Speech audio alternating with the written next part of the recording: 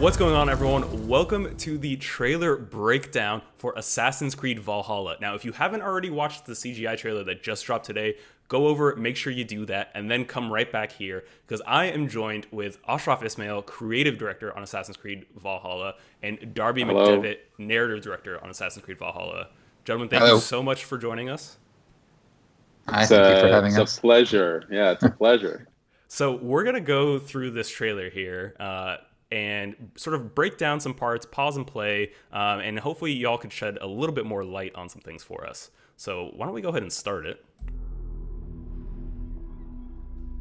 They are heartless.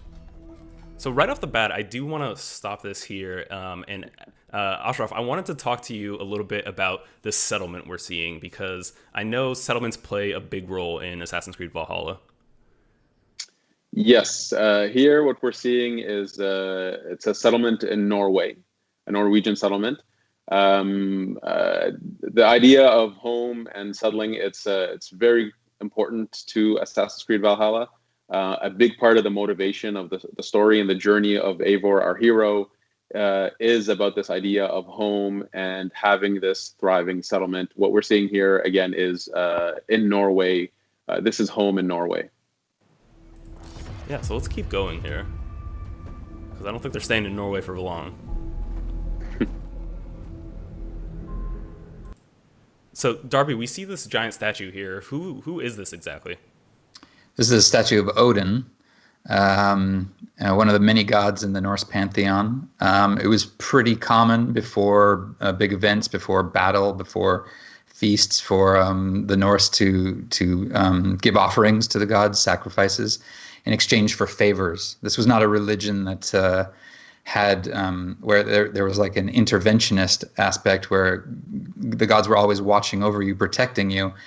They were a little bit more like humans. You had to do something for them and they would do something for you. So this is what we're seeing here, is kind of a something's about to happen and they're sort of going and asking for favors. Godless barbarians.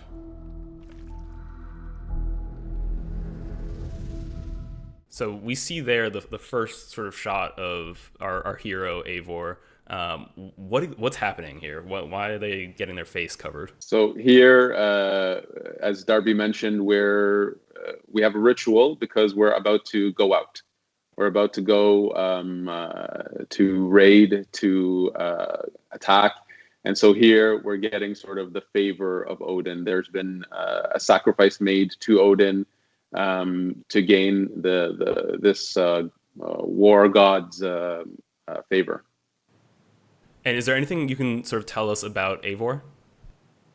Yeah, Eivor. Our hero, this is a Viking Raider who is from Norway and who will be leaving Norway for the rolling green hills of England. Here we're sort of teasing the idea that the journey really starts in Norway, and it will eventually lead to England, where, again, it's about this idea of settling the people and building this thriving settlement. Again, very important to the motivation of this character. Now, players will be able to play Eivor as male or female, but it is the journey of Eivor.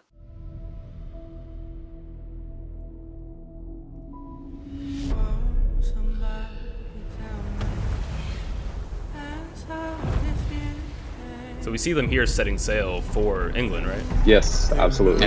And kill blindly. So I want to stop right there for a second too, because we hear the voiceover saying they murder and kill blindly, but then you see them clearly stopping when they see this woman and child in front of them. Was that something you wanted to there's that maybe myth of the Vikings? Is that something you wanted to explore here, Darby? Yeah, well, I mean, certainly, a lot of what we know about the Vikings comes from the people who they raided. The Viking Age started at the end of the 8th century with an attack on Lindisfarne in England. And the English like to write about it, and certainly a lot of the accounts are very brutal. what we're trying to do is actually show the complete sort of story of an entire culture. And when you actually jump forward to when our game is set, there's a lot of settling going on. There's not just raiding, but there's Norse coming over from Norway, from Denmark, and settling in England. And our game depicts a lot of that aspect of settling and integrating with the population. So, and that integration actually happened fairly quickly and easily. So we know that there was a lot of mutual, a lot of similarities between the two cultures that allowed this to happen. So what we're going to portray in this game is that it's not just about brutality and violence and wanton masochism. There's a lot of thought that goes into these raids, these battles, and then where these Norse settle, and the friends they make, and the alliances they make. So we try to show a complete picture. Yeah, and you referenced the time period there. What time period are we talking? So this game takes place. The main story begins in 873 AD. So at a time when England is actually not one kingdom. It's not called England at the time, except as a land, but it's not a country. There's actually quite a few kingdoms inside England. So England itself is fairly fractured at this time, with many different kings that rule over different parts of it. Yeah, I think we might see one of those kings in just a second. They scour the lands of England. Lands they will never defend. What we're showing here is that they've left Norway and they've decided to now not just raid and attack England, but to actually build a community there. And as Darby mentioned, integrate themselves into the local society and become a part of it. One thing that history doesn't really say until you dig, which is a lot of these people were farmers, they were traders, settlers, and they actually worked quite hard to integrate themselves into, let's say, England in this example. So here we're showing off this aspect of them, but from a game perspective, this is also something that's very important to the motivation of the game. Building your settlement, growing it, making the choices as a leader within this community about how you want to grow your settlement. This is very important. And here we're kind of giving a little taste of that. Yeah, one thing that I think the English, or let's say the Saxons, you'd call them at the time when they were living there, they had because of the church, they had a lot of writing, so they were able to leave behind a lot of records. But so archaeologically, we have to actually go and look at other sources to see how well they actually integrated. And if you look at a map of England now and you see any town with the ending of Thorpe or by, B, that probably means it was a Viking town or a Norse or Dane town settled. So we know just by the sheer number of them, hundreds of these towns, we know that they were actually very successful settlers. Never love. The time has come to speak. All right, so I think this is one of those kings that Darby, you were mentioning. Who exactly is this? And it's sort of revealed here that this is also the person that's giving voiceover as well. Why does he seem to have such disdain towards the Vikings? Yeah, so this is Alfred, King Alfred, or Alfred the Great. He's the only English king to actually have that title. He didn't give it to himself. But he is the king of Wessex, which is the southernmost kingdom in England at the time. There's also three others: Mercia, Northumbria, and East Anglia that we deal with. And he specifically is known for being one of the most staunch opponents of the Viking invasion. He was the strongest of the kings. He was able to push them back and for a time and deal with them, whereas other kings would rapidly crumble beneath the onslaught of the Danes and the Norse. To them, in a language they will understand.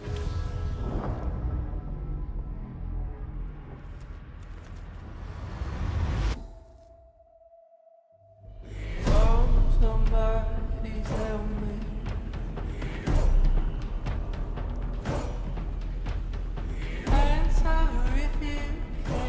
So, Ash, here we see Eivor's people coming in on these Viking longships. How do those factor into the gameplay, and what did you learn about them? Yeah, so the Viking longships, this is a technology that was unique to the Norse and the Danes and the Vikings in this time period.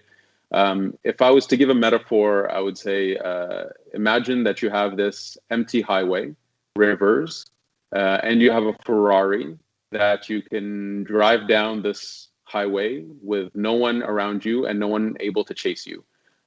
This is what gave the Vikings the capacity to get in so deep into the land behind enemy lines to hit and run. And these ships carried usually cargo and raiders. So raiders, these are warriors that were proficient in combat. They were able to get in, steal a lot of stuff, and run away. Yeah, I think we're going to see the events of that play out here in a little bit.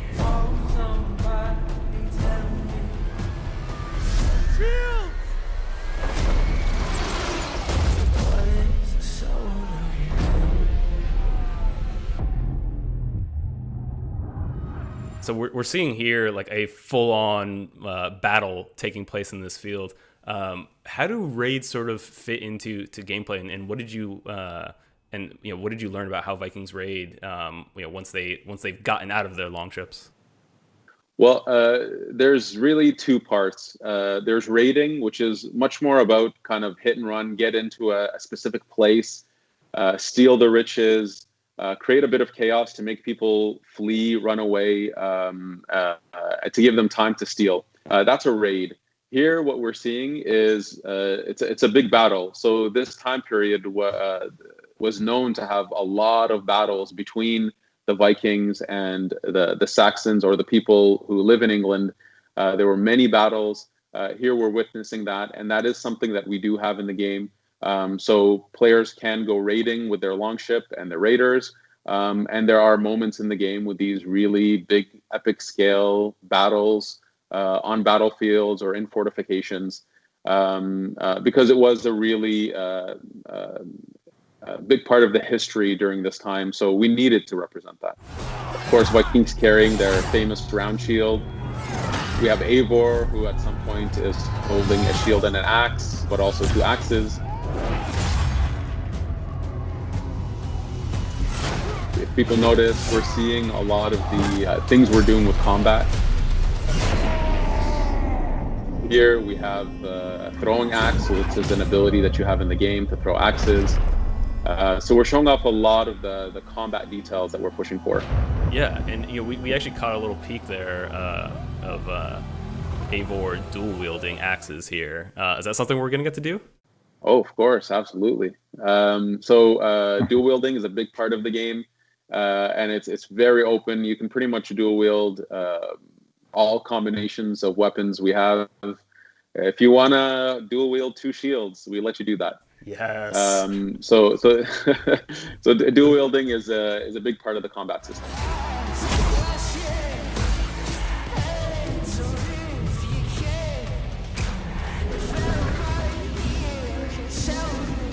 So we get like a little tease here. There's some hooded figure that appears to be standing next to this tree on the battlefield. Anything at all, Ash, you could tell us about this figure here? Here, Ivor believes that he is receiving some kind of favor, and it gives him the sort of, let's say, the will to push forward.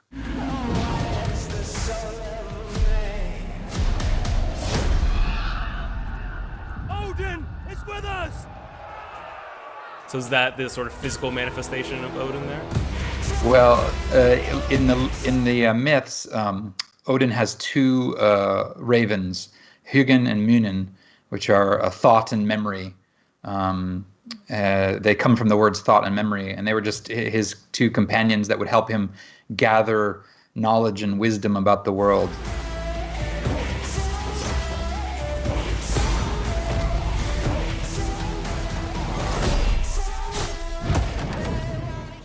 So we see Ivor here getting just about, all they can handle. Are we going to see enemies of this stature, that are this formidable in the game? Yeah, we have, the combat of this time period, if you're going to make a Viking game, the combat needs to be visceral. It needs to be quite brutal. Yes, you meet quite impressive enemies, like this guy here. We would call this guy the ringleader. So this is sort of a leader on the battlefield who's able to rally the troops and have some kind of unique capacities. He's very armored, very few available weak points. So that's a little hint as to what's to come. Yeah, I mean, the trailer shows that, he's given Ivor basically everything they can handle.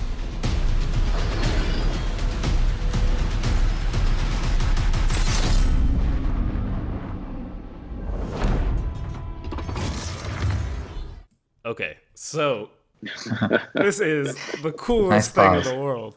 There's so much I want to talk about. First of all, the Hidden Blade. The Hidden Blade is back. What was the decision around that? And then it's also mounted on top of the arm for the first time. Where did all those decisions come from? You go first. Let's see here. I'll go first. Okay. We're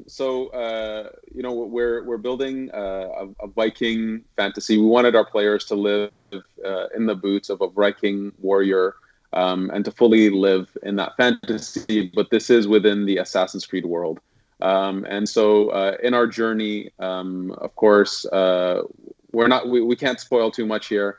But in our journey, Eivor does meet with assassins. Now, Eivor doesn't necessarily know what that means, but there is some kind of common ground that they have, and this is something that these are people that Eivor will work with. And at some point, Eivor does receive a hidden blade. So that's something that happens in the journey quite early on. Again, we don't want to get into any spoiler territory or explain why the connection is there, but it is something that's very significant and important to the journey of this game. And so when Eivor receives this hidden blade, Eivor puts it on and believes that this is such a kick-ass weapon that why would you want to hide it from your enemies?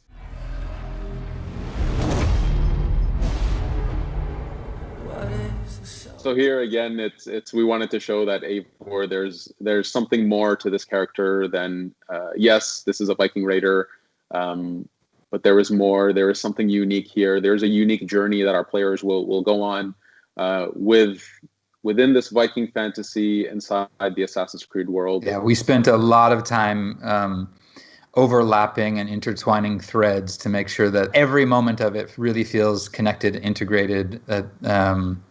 That it's all, when you play this game, you're in not just a Viking game, but an Assassin's Creed game.